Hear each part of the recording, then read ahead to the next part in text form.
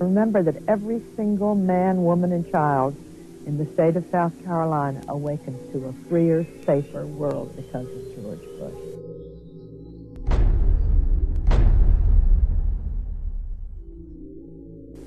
I would remind people that every single morning we all awaken to a safer, freer world because of George Bush.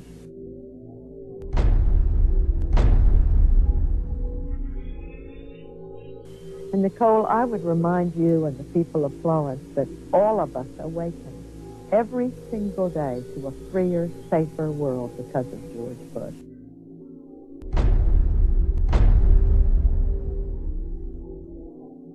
They themselves awaken every single day to a freer, safer world because of George Bush. A major U.S. Daily story about subliminal messages. I don't think we need to be subliminal.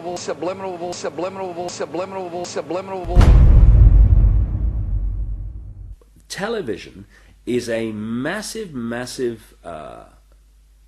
mass hypnotist to the global mind. And what happens is it is implanting a belief in reality by the minute, and then once we take on that belief implanted, when information enters the eyes, we edit it on the basis of that belief. And so what the global population is subjected to, suffering from, is actually literally mass hypnosis.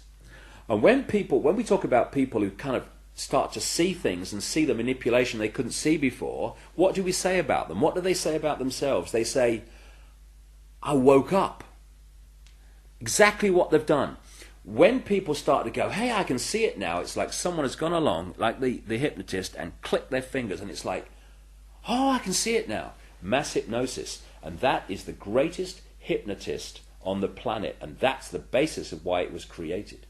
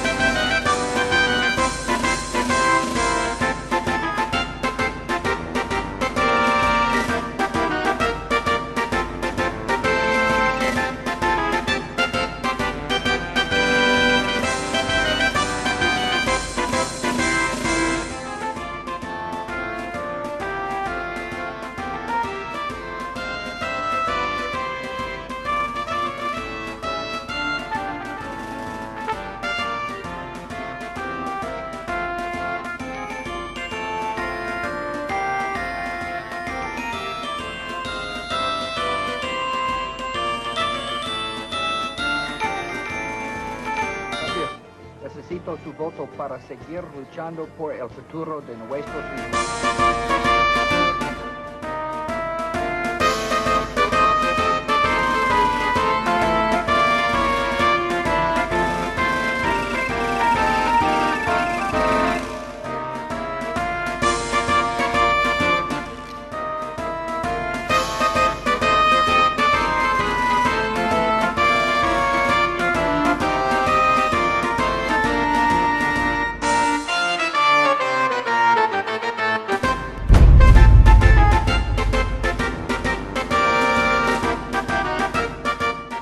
I don't believe that some of these states that they've called, like Florida, I just don't believe we got enough evidence to be able to call the state. We're doing better than we thought, and but I feel fine.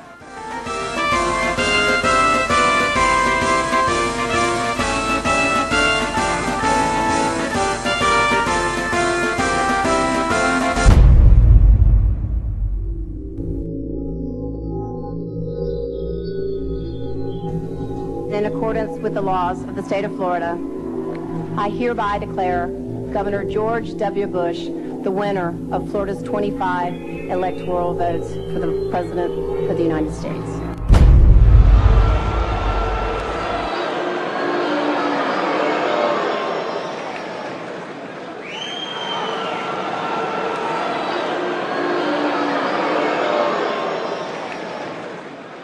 now that the votes are counted, it is time for the votes to count.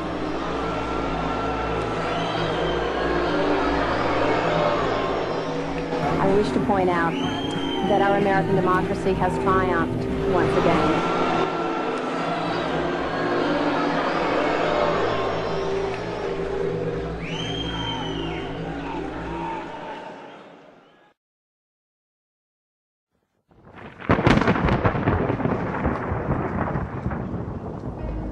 The Skull and Bones Secret Society was originally called the Brotherhood of Death.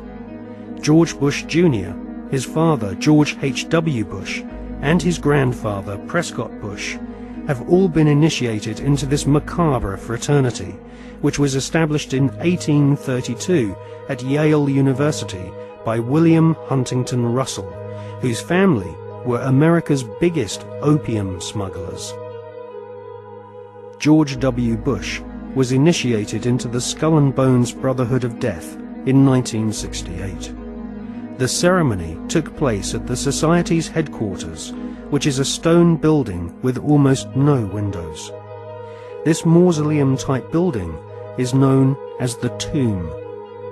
There is a small enclosed courtyard, an internal chamber where initiates lay masturbating inside a coffin, and a museum of artifacts held sacred by the Society's members, which are all called bonesmen, regardless if they are male or female.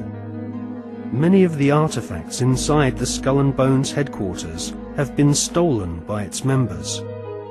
To prove their devotion to the Brotherhood of Death, bonesmen have robbed graves, bringing human skulls and skeletons back to their tomb and placing them in glass display cabinets. For nearly 40 years, George W. Bush has been an active member of this most bloodthirsty occult secret society. His allegiance is primarily to his fellow bonesmen, not the American people. In order to prove his devotion to the Skull and Bones, Prescott Bush, grandfather of George W. Bush, savagely desecrated the grave of Apache Indian chief Geronimo. Prescott Bush robbed Geronimo's grave and had Geronimo's skull placed in a display case alongside the order's other treasured possessions, which include silver tableware from Hitler's Eagle's Nest headquarters in Nazi-occupied Austria. Welcome to the satanically inspired secret world of the Skull and Bones Brotherhood of Death. Welcome to the sick world of the Bush family.